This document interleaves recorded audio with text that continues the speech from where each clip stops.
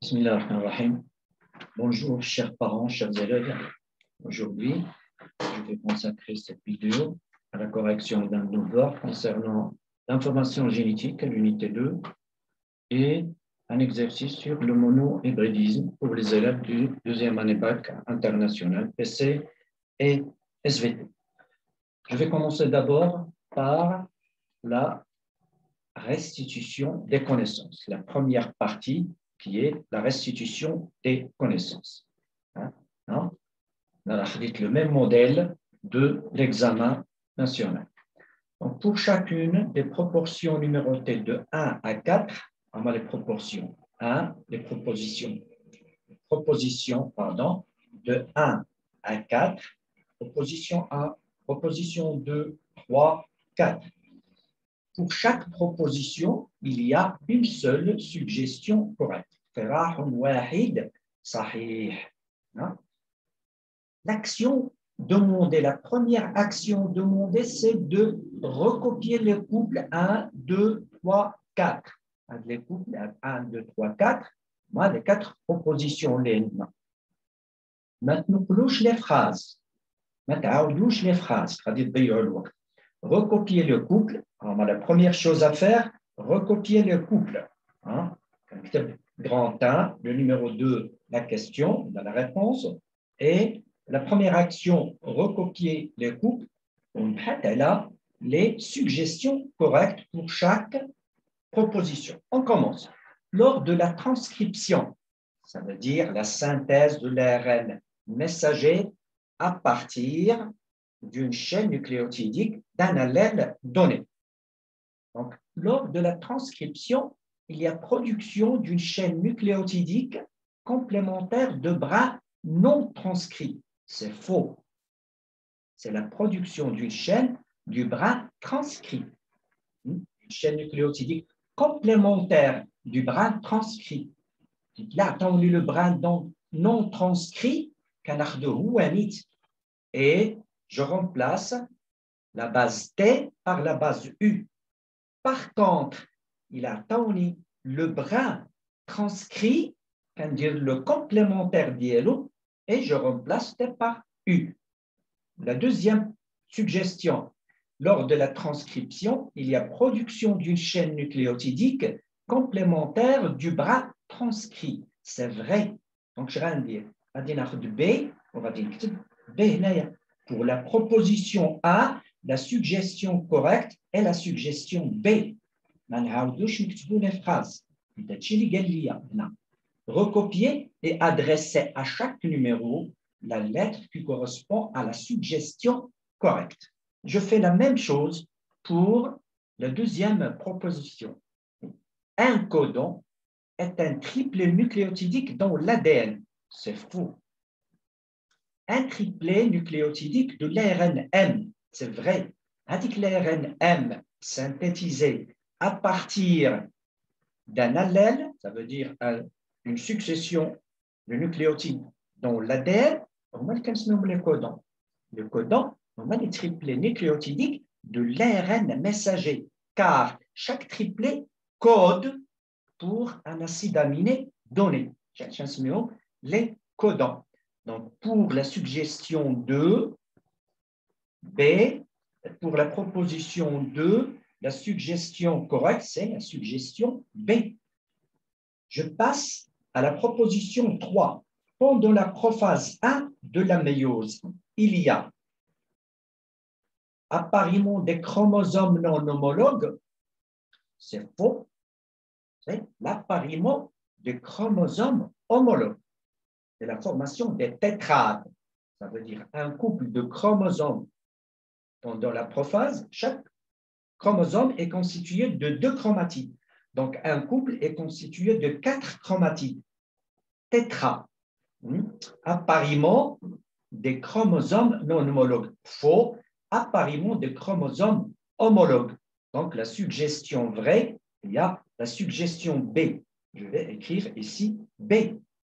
La quatrième proposition, la mitose donne naissance à 2 cellules identiques. C'est vrai.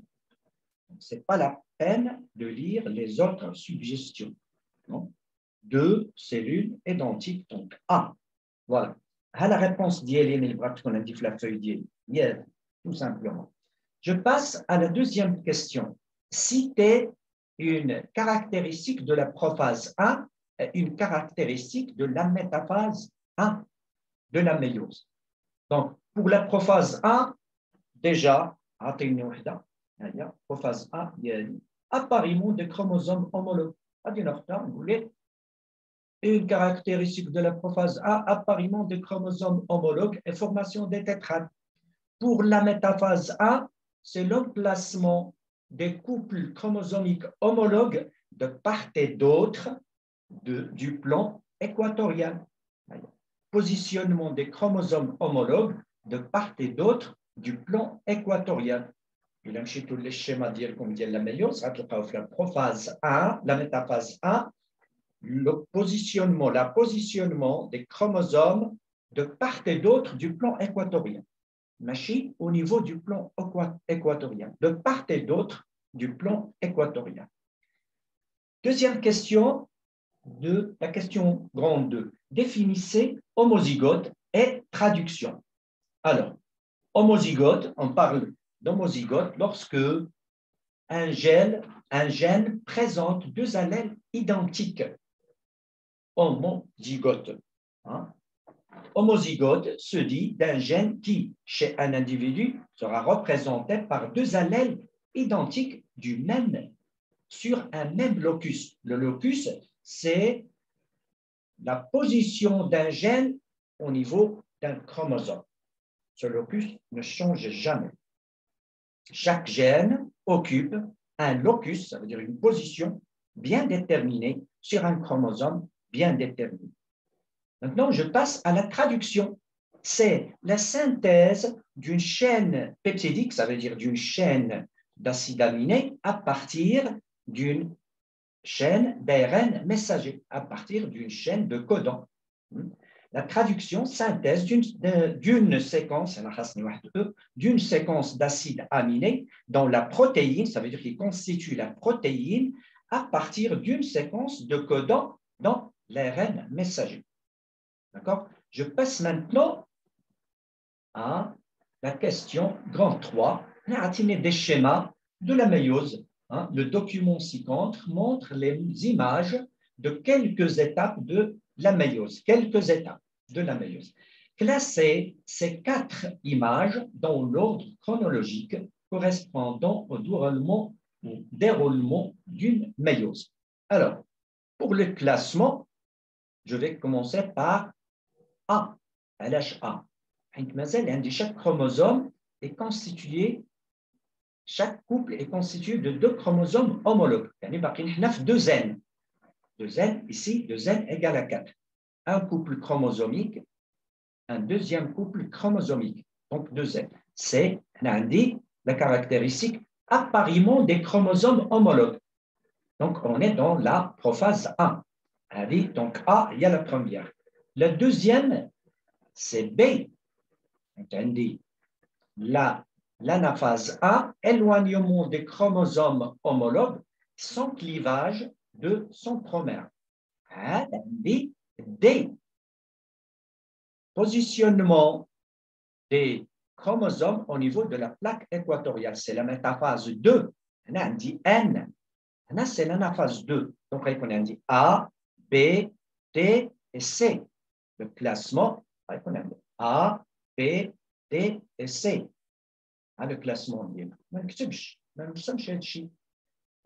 classé, le classement. Oui, je vais passer à la deuxième question. Pour chaque image, donnez le nom de la phase correspondante en justifiant votre réponse. Pour A, c'est la prophase 1. La justification, appariement des chromosomes homologues. Voilà. Prophase 1 pour A, prophase 1, appariement 1. A le nom, la phase, a le nom, a la justification. Vous faites la même chose pour les 4 images. Pour B, métaphase pour B, c'est l'anaphase 1, éloignement des chromosomes homologues, sans séparation des chromatides. مازال عندي les chromatides. Une chromatide, une deuxième chromatide. Chaque chromosome est constitué par deux chromatides. Pour C, l'anaphase 2, séparation des chromatides de chaque chromosome. Et finalement, D, la métaphase 2, positionnement des chromosomes au niveau de la plaque équatoriale. Voilà. Pour chaque étape, qu'on appelle le nom et la justification. Je passe à la dernière question de la restitution des connaissances. Recopier la lettre de chaque suggestion. Faites attention. Ne pas recopier les phrases. Recopier la lettre de chaque suggestion et écrivez devant chacune d'elles vrai ou faux. Donc, on va dire les lettres, on va dire vrai ou faux. N'oubliez pas le numéro de la question, 4. Là, pour A, le chromosome résulte de la condensation de filaments nucléaires au cours de la division cellulaire. C'est vrai, entre le début de l'interphase, quand on a dit les chromosomes, c'est qu'on est sous forme de chromatide, sous forme de filaments nucléaires, ou bien nucléofilaments. Pendant la division, on a dit la spiralisation de filaments nucléaires qui atteignent le chromosome, hein, c'est-à-dire la chromatine condensée. Donc, c'est vrai. Pour B, le chromosome métaphasique est constitué d'une seule chromatide. C'est faux. Le chromosome métaphasique est constitué de deux chromatides. Donc, c'est faux. C, l'ARN polymérase transcrit toute la molécule d'ADN. C'est faux. L'ARN polymérase transcrit une portion, ça veut dire un gène donné. Une portion de l'ADN, ça veut dire un gène donné. Donc, pour C, c'est faux. D, l'ARN polymérase assure la polymérisation de nucléotides libres en pratiquant la loi de la complémentarité entre les bases azotées du bras transcrit. C'est vrai, hein, la complémentarité des bases. A, T, à la place de T, quand dit le U, l'ARN, C, G, G, C, et ainsi de suite. Donc, pour D, c'est vrai. F, l'ARN est une chaîne de base azotée. L'ARN est une chaîne de base azotée. C'est faux. L'ARN est une chaîne de nucléotides. C'est de base. Hein? C'est faux. G, la molécule d'ARN est synthétisée dans le noyau d'ALN. C'est vrai. Mais elle le quitte vers le cytoplasme.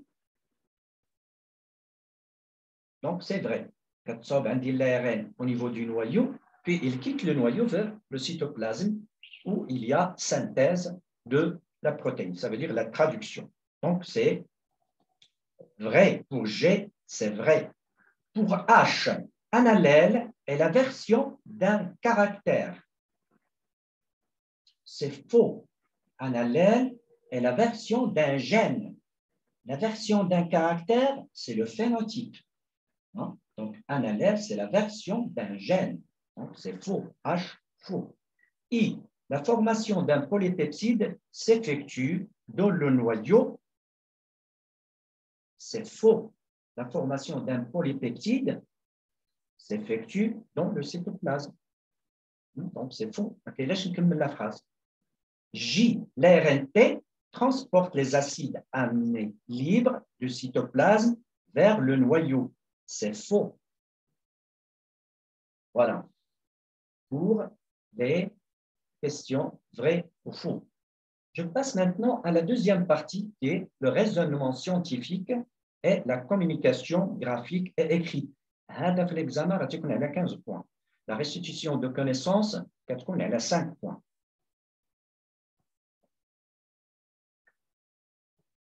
L'exercice 1. Pour mettre en évidence la relation caractère-protéine et la relation gène-protéine, le but de l'exercice. Le début de l'exercice ou le début, le but de l'exercice. Donc, le but d'y finalement flirtant bien l'exercice, جاوب على هذه la question. Donc, pour mettre en évidence la relation caractère-protéine et la relation gène-protéine, on propose l'étude d'une maladie génétique nommée l'hypercholestérolémie. Hein? Non, il y a le cholestérol. Le cholestérol à l'état normal, tout le cholestérol du sang est transporté sous forme de molécules protéiques lipidiques appelées LDL. Donc, le cholestérol qui est le sang, l'état normal, le cholestérol, l'excès de cholestérol est transporté sous forme de molécules LDL. Donc, le cholestérol ديالنا LDL. حتى بعض الأحيان ملي كيعطوك دير التحليلة ديال الكوليسترول كيعطوك LDL. Les cellules normales possèdent à la surface de leur membrane cytoplasmique des récepteurs qui reconnaissent d'une façon spécifique la molécule LDL, ça veut dire la molécule du cholestérol. Donc, les cellules العادية الخلايا العادية عندنا في الجسم ديالنا فيها واحد المستقبل اللي كيتعرف على الجزيئات ديال الكوليسترول. Ils reconnaissent d'une façon spécifique les molécules de LDL et permet leur pénétration dans le cytoplasme. Donc, تيقدر هاد les molécules ديال الكوليسترول en excès اللي زايدين في الصو وكيدخلهم le cytoplasme ديال الخلايا. اش كينتج على هذا؟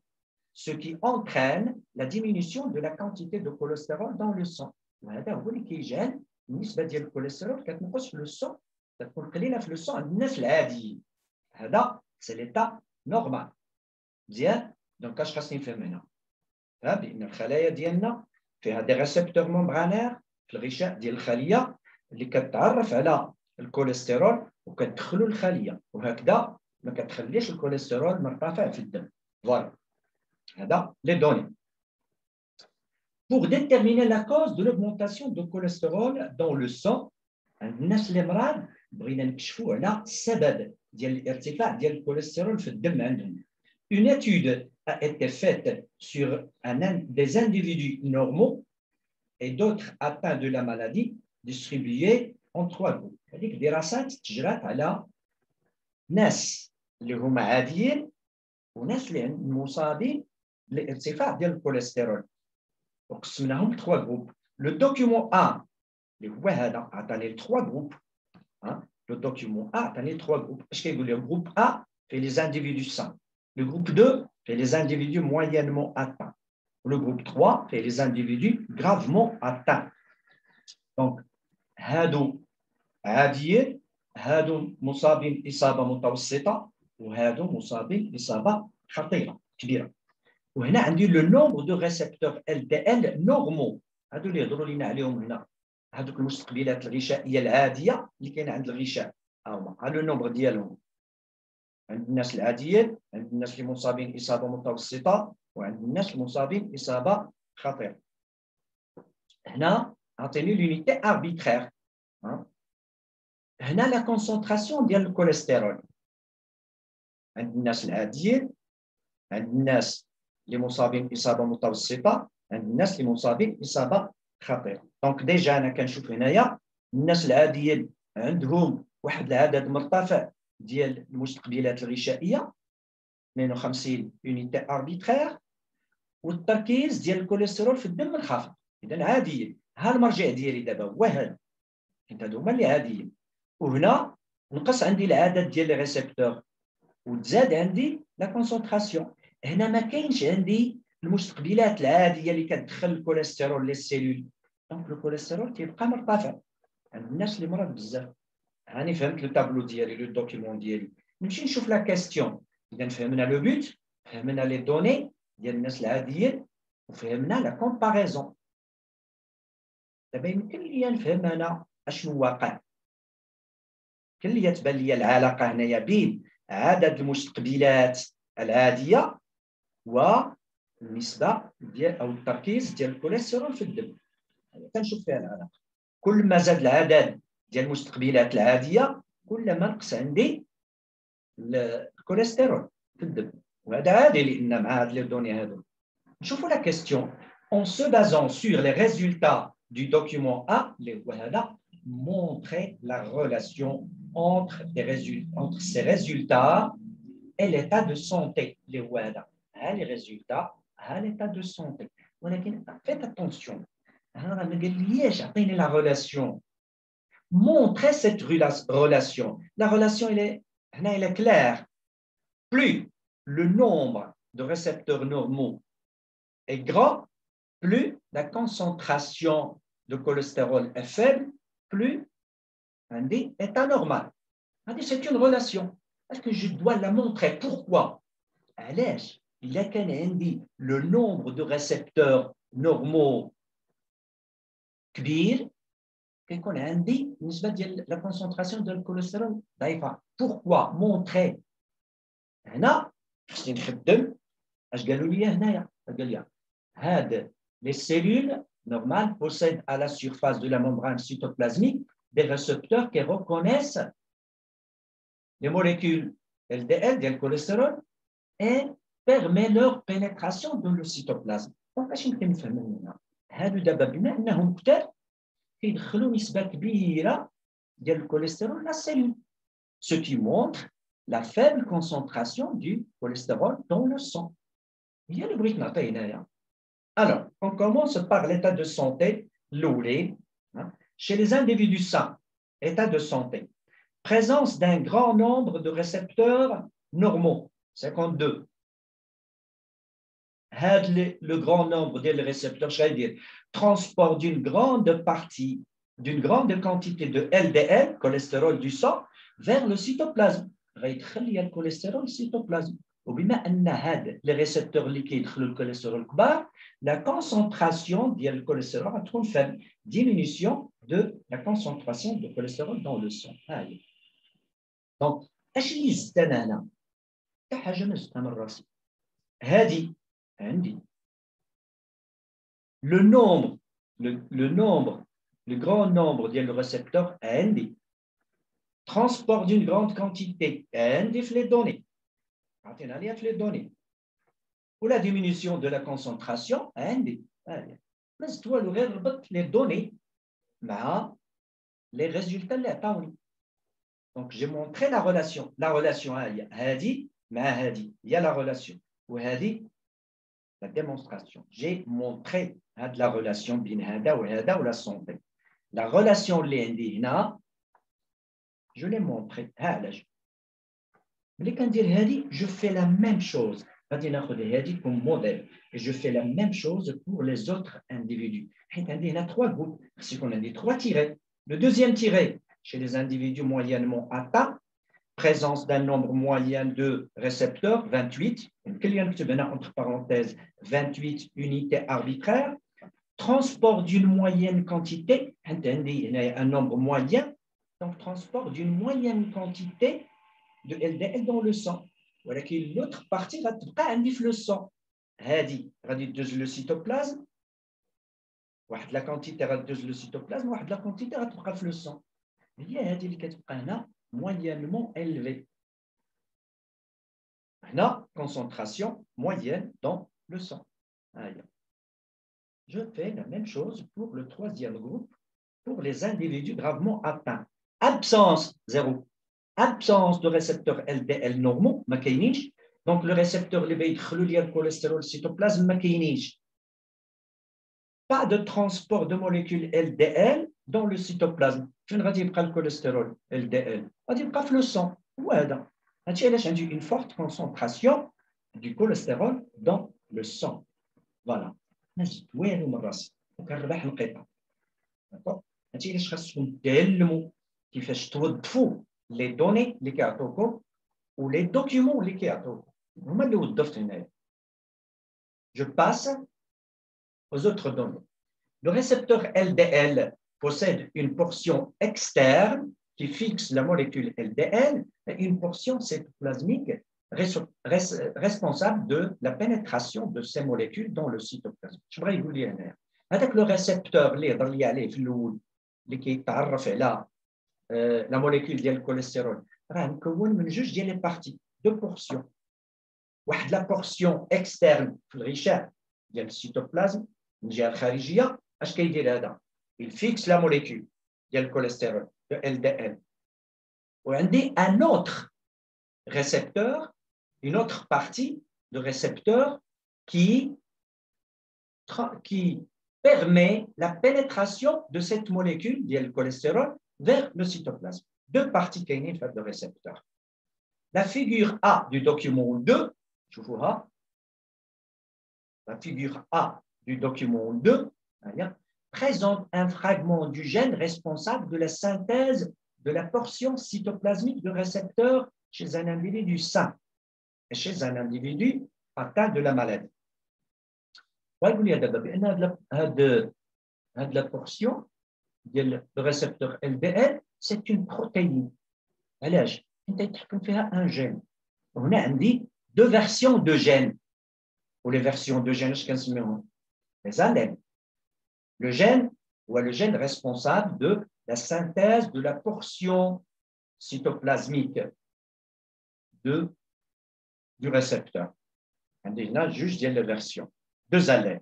Un allèle responsable de la synthèse de cette portion chez un individu sain ou un allèle responsable de la synthèse de cette portion du récepteur un individu atteint. Il y a trois triplés. Attention, là, on a les deux allèles. On a des 3 points de suspension, ça veut dire chez le début. On a des 3 points de suspension, ça veut dire chez la fin. On a une partie meloste. Et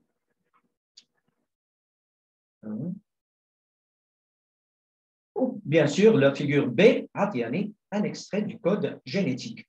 Ça veut dire qu'il y a le code génétique. Il y a le codant, ou les acides aminés, les codons.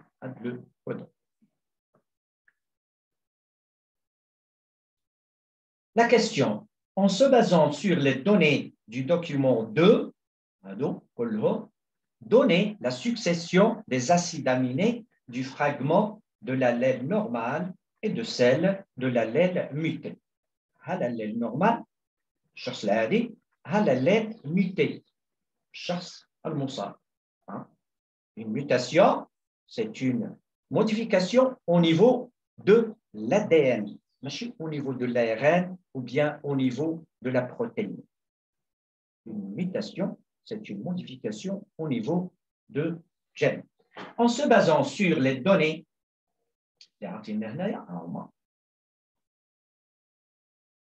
donner la succession des acides aminés du fragment de l'allèle normale et la succession, celle de l'allèle muté. L'allèle normal, l'allèle muté. Non, l'individu normal, ça veut dire l'allèle normal ou l'allèle muté. Pour donner la succession des acides aminés, je dois d'abord donner l'ARN M. Voilà. Donc, l'ARN M, puis la succession des acides aminés de l'allèle normal, la même chose de l'allèle muté. Alors, maintenant, atteignez le brin transcrit. Donc, c'est-à-dire pour l'ARN messager, le brin complémentaire biélo en remplaçant T par U. On a le triplé TTT, on va AAA. TTG, AAC. ACC, on va T, je remplace T par U, UGG, et ainsi de suite. Donc, on a AAA, complément ديال هذا, AAC, complément ديال هذا, UGG, le complémentaire ديال هذا, on a remplacé T par U. Et ainsi de suite. Pour les acides aminés, on va le tableau du code génétique. AAA, AAA,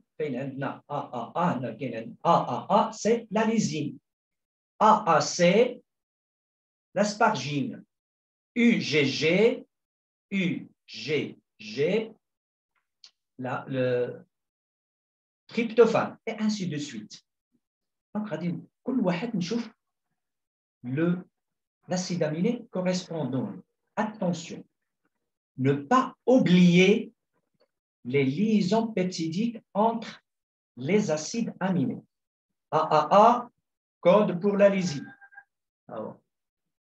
AAC, code pour l'aspargine. Et ainsi de suite. خصني نكون عارف كيفاش كنخرج لي ار ان ام وكيفاش كنلقى لي زاسيد اميني. كيعطيوكم لو تابلو ديما غادي يعطيوكم لو تابلو et ainsi de suite. Pour la linéarité, je fais la même chose. هنا عندي AAA, AAC, هنا عندي une différence بين هنا وهنا. ATC تعطيني UAG. UAG. ولي زوتر غادي يكونوا بحال بحال. هنا AAA تعطيني لا ليزين. AAC تعطيني l'aspargine. UAG, non-sens. Non-sens, ça veut dire un codon stop. Un codon stop, l'arrêt de la traduction. Ça veut dire l'arrêt de la synthèse de la protéine, l'arrêt de la synthèse de la succession des acides aminés. Ça veut dire que la synthèse, attention, n'écrivez pas codon stop. Un stop ne signifie pas un acide aminé. Signifie l'arrêt de la synthèse de la succession des acides aminés. Au matin, كملش. راه كاين des élèves اللي تيكتبوا codon stop وتيكملوا. ما تكملش. Ça veut dire ملي كنلقى un codon stop, ça veut dire stop وقف ما تزيدش. Voilà. Allez غادي نلقى. OK? Je passe maintenant à la suite. Le document 3 présente la structure du récepteur LDL chez un individu sain et chez un individu atteint de la maladie. Voilà. Une partie d'une cellule d'un individu malade et une partie d'une cellule d'un individu sain. Là, on dit la membrane cytoplasmique. On a le récepteur. On a la partie externe du récepteur, on a la partie interne, la portion cytoplasmique, l'exercice. Une portion cytoplasmique et une portion externe. La portion externe elle permet la reconnaissance de la molécule LDL, la molécule du cholestérol. Elle est responsable de la pénétration de cette molécule dans le cytoplasme. D'accord? La question dit, comparer la structure du récepteur chez l'individu sain et chez l'individu atteint. Faites attention. Mais que vous voulez comparer, je dois comparer quoi? Je dois comparer la structure du récepteur. C'est tout. Même la comparaison de la membrane cytoplasmique ou la comparaison de LDL, la comparaison de la structure de récepteur, de la partie externe et la partie interne, bien l'individu sain ou bien l'individu atteint de la maladie. La comparaison de la structure de récepteur. Alors, quand on parle de la comparaison, on parle de ressemblance et de différence. Il a des ressemblances, il a des différences, les différences, décrivez les différences entre les deux récepteurs. Les différences ou les ressemblances. Comparer. إمتى كندور على حاجة واحدة حيت ما عنديش مثلا ديال لي ريسومبلونس ولا عندي غير لي ديفيرونس دون سو كا ما كنهضرش على لي ريسومبلونس حيت ما كاينينش. هنا نشوفوا لي ريسومبلونس. هنا لا بورسيون اكسترن les deux portions externes sont identiques les ressemblances. Les différences, la portion cytoplasmique elle est constituée de elle est longue, une chaîne longue d'acide aminé. L'acide aminé, la chaîne d'acide aminé est petite. La portion de séquence des acides aminés, la portion cytoplasmique. Chez la personne atteinte, d'accord? اش غادي نقول هنايا comparaison Les ressemblances ressemblance au niveau du fragment du récepteur responsable de la reconnaissance LDL chez les deux individus. يعني portion du récepteur responsable de la reconnaissance sont identiques. أنا زدت والو نقلت هذه la phrase وقلت ressemblant. Par contre, il y a différence. Le fragment cytoplasmique chez l'individu atteint est constitué d'un nombre d'acides aminés inférieur à celui de l'individu sain. Gratuitement. Je passe à la question 4. À partir de ce qui précède, expliquez l'origine génétique de cette maladie. Ça veut dire نبدا غادي نبدا من لي جين من لي زالين اللي عاطيني يعني غادي نبدا من هنا ها l'origine génétique هذا لو جين la version du gène ديال l'individu sain هذا la version du gène ديال l'individu atteint donc نشوف هنا donc je constate une différence au niveau du triplet numéro 3 selon le document le triplet numéro 3 réel selon le document il y a remplacement substitution de C par T. D'accord? C'est une substitution. Cette substitution a provoqué l'apparition d'un codon stop.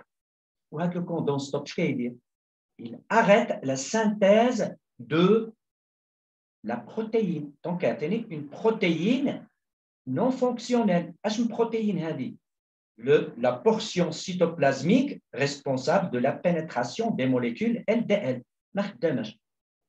Donc, il y a une maladie. À l'origine de la maladie, codon stop, qui a une protéine non fonctionnelle.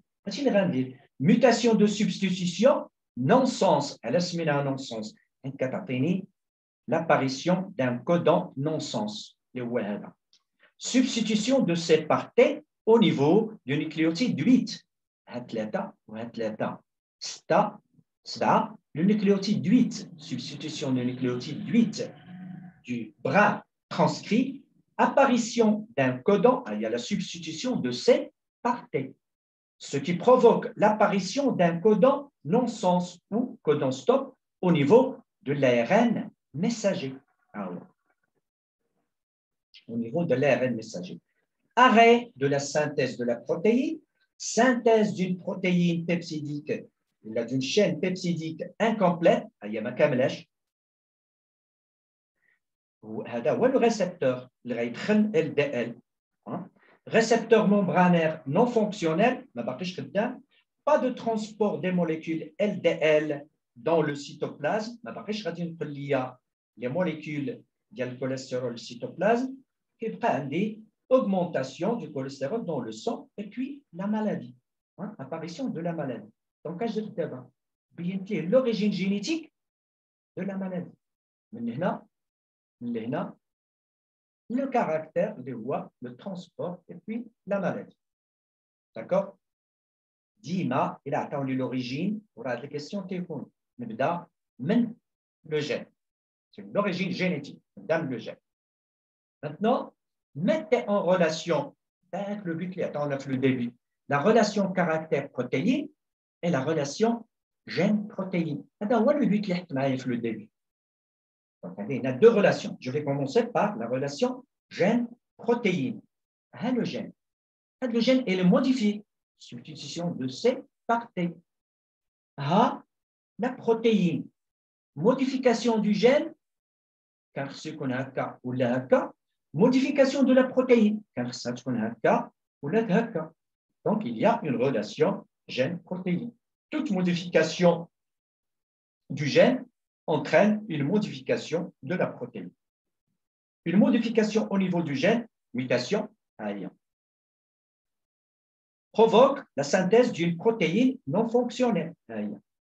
D'où la relation gène-protéine.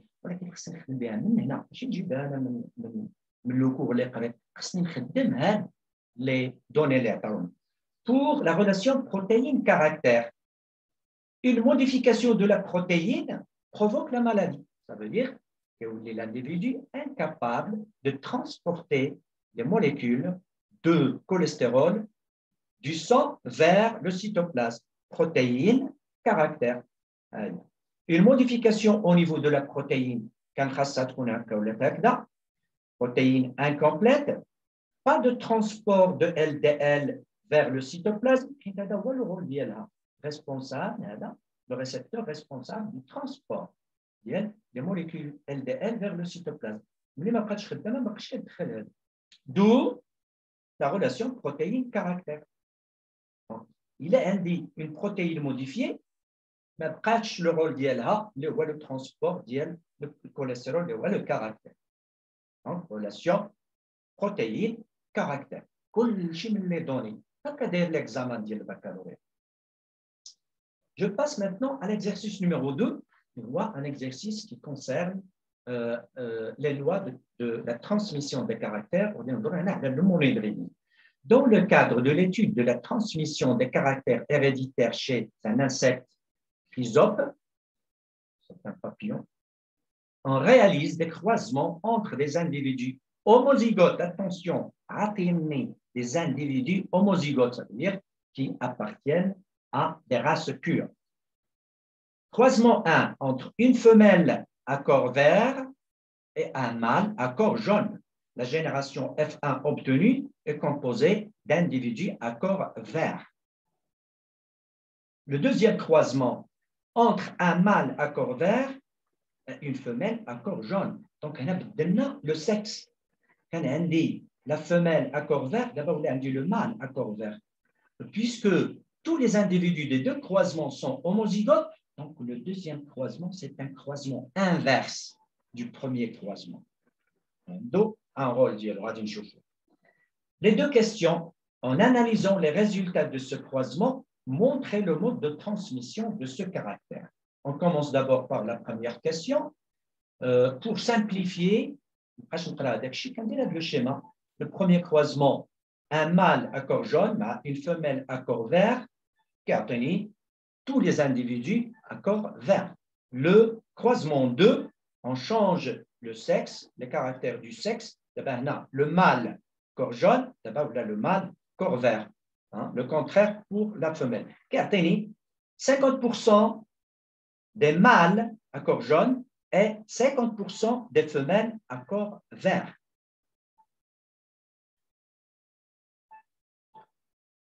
En exploitant les résultats, déterminer le mode 2. On commence par le croisement 1. D'abord, c'est un monohybridisme car on a l'étude de la transmission d'un seul caractère. Deuxièmement, on parle du gène de la génération obtenue. C'est une génération homogène. La génération obtenue est une génération homogène, ce qui confirme que les parents sont homozygotes et les individus 1 sont hybrides. Maintenant, je peux parler de la réalisation de la première loi de Mendel. Les gènes liés au sexe. Maintenant, la dominance, disparition de phénotype corps jaune, corps jaune, ou bien tous les individus de F1 ont le corps vert. Donc, l'allèle responsable du corps jaune est récessif, et l'allèle responsable du corps vert est dominant. Pour le croisement 2, qui est un croisement inverse. Allez, je inverse. Il y a des deux croisements qui sont inverses. Non, on parle de croisement inverse, il y a les parents homozygotes, ou le croisement inverse, il y a homozygote. Donc, là, le croisement entre deux homozygotes a une génération hétérogène. C'est l'exception de la première loi de Mendel. La première loi de Mendel, je vais vous lire. Un croisement entre deux individus homozygotes donne une génération homogène. Une génération hétérogène. Donc, c'est une exception. Cela signifie que le gène étudié est lié au sexe. Donc, là, ce croisement, il dit croisement inverse ou réciproque, il donne des résultats différents du premier croisement. Le croisement de Dina Jeans, par rapport au premier croisement, les résultats ont changé. des résultats مختلفين. Donc, le gène est lié au sexe. يمكن لي نخدم l'exception de la première loi de Mendel. F'(A) est hétérogène malgré la pureté des parents. Ça veut dire que les parents sont homozygotes. C'est l'exception de la première loi de Mendel, ce qui confirme que le gène étudié est lié au sexe. Là, je peux utiliser une autre chose. Le phénotype, les phénotypes sont répartis selon le sexe. Il a un dit le mâle, corps jaune. Il a un dit le femelle, corps vert. Donc, le phénotype est lié au type de sexe. D'accord? Donc, là, lié au sexe. Ça veut dire quoi, lié au sexe? Ça veut dire que le gène est porté par la partie différentielle du chromosome sexuel X ou bien la partie différentielle du chromosome sexuel Y. Là, je dois déterminer wesh, X ou la Y. Là, puisque le phénotype des mâles est hérité par les femelles et le phénotype des femelles est hérité par les mâles, ça veut dire que le gène est porté par X. Non, le femelle de FA, F'A, les femelles, portent le phénotype du père. Et les mâles de F' portent les phénotypes de la mère, corps jaune. Le gène étudié est donc porté par la partie différentielle du chromosome X. D'accord? D'abord, chromosome X. Donc, l'interprétation chromosomique, je dois travailler avec le chromosome sexuel. Deuxième question. Donner l'interprétation chromosomique des deux croisements, utilisez petit v ou grand V pour l'allèle responsable du corps jaune, grand J ou petit j pour l'allèle responsable du corps jaune. Du corps vert, du corps jaune. Alors, on a parlé deux symboles. Selon le type de dominance. On V ou le dominant, donc on va travailler par grand V, et J ou le récessif, on va travailler par petit j. Les allèles, les symboles, les petit V, grand J, donc pour le premier croisement, interprétation chromosomique du premier croisement. On dit les phénotypes des parents, la femelle V, à corps vert, le mâle à corps jaune. Les génotypes, c'est une femelle, donc XX, et il est homozygote, donc VV. XX, femelle, VV, homozygote. هذا mâle, XY, mâle. J, le corps jaune, porté par X, n'est pas porté par Y. Je vais les déductions. Les gamètes. La femelle a un seul type de gamète, le V, 50% V, 50% V, il y a 100% XV. Donc là, je travaille par les chromosomes sexuels. Le mâle a tenu deux types, XJ et Y, 50% chacun.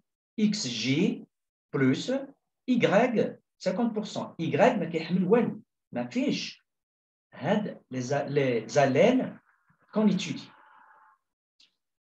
Pour les œufs, la fécondation, on peut avoir cette fécondation ou bien cette fécondation. Il a de la fécondation, XV, la mère, ou XJ, le père. Il y a de la fécondation. XV, la mère, et Y, le père. On a XX, femelle, V domine J, V. 100% multiplié par 50%, et 50%. V. On a XY, mâle. V, 50%. XY, mâle. V, on va dire l'allèle V, 50%, on va dire 100%, multiplié par 50%. C'est le premier croisement. Si on compare les deux phénotypes, chez les mâles et chez les femelles, donc 100% V.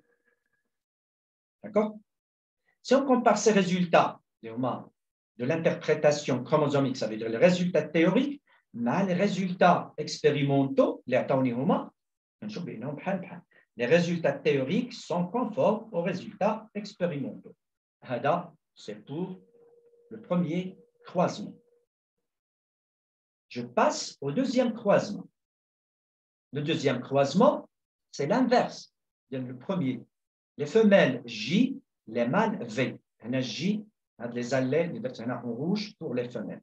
Les génotypes, homozygote, femelle XX, JJ.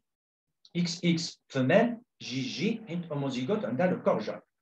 XY, mâle, XY, on a le corps vert, porté par X. Les gamètes, la femelle et l'homozygote atteignent un seul type de gamète, 100%. Le mâle atteignent deux types de gamètes, XV, 50%, et Y, 50%. Pour les fécondations, on dit XJ, de la mère, un gamète, il y a la mère ou le gamète, il y a le père. XJ, XV. Et quand on a de la fécondation, XJ de la mère et Y. On a XX, femelle. V domine J, appartenir femelle, V, 100% multiplié par 50%, appartenir 50%. On a XY mâle, accord jaune, 50% mâle, donc le corps jaune. Si on compare les résultats de cette interprétation chromosomique aux résultats expérimentaux, on a la même chose. Les résultats théoriques sont conformes aux résultats expérimentaux. Voilà. Maintenant, on استفدتوا من la correction ديال le devoir. ونشوفكم في notre séquence vidéo. Bon courage. N'oubliez pas que l'examen est قريب وما تضيعوش الوقت الله يرضي عليكم. السلام عليكم ورحمة الله.